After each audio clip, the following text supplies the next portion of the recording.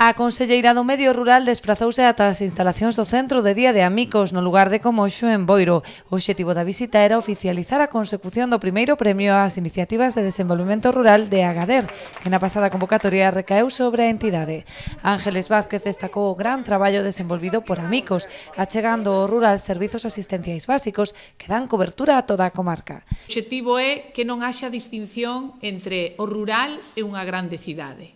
O obxectivo é que os mozos e as mozas, os homes e mulleres que a este centro vides, esteades rodeados dos millores profesionais.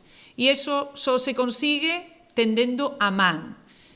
Sin facer distincións, preséntase un proxecto, créese no proxecto e sácase adiante o proxecto. Este premio vense sumar a unha longa lista de recoñecementos e distintivos de calidade que acreditan o bo facer da entidade con sedes en Ribeira e Boiro.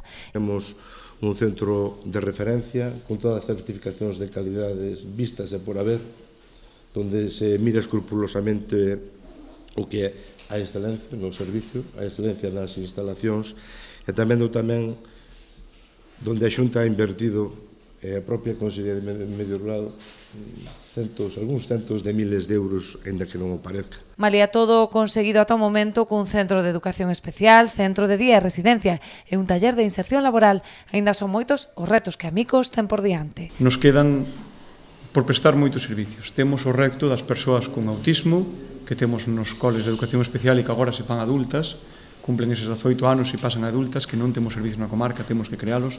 Temos o reto e cada vez máis relevante o tema das persoas con daño cerebral. Creo que temos unha unidade de rehabilitación avanzada e cos convenios que temos cas Universidades de Coruña e Santiago para crear algo interesante que preste servicios e que mellora a calidad de vida destas persoas con daño, que cada vez hai máis.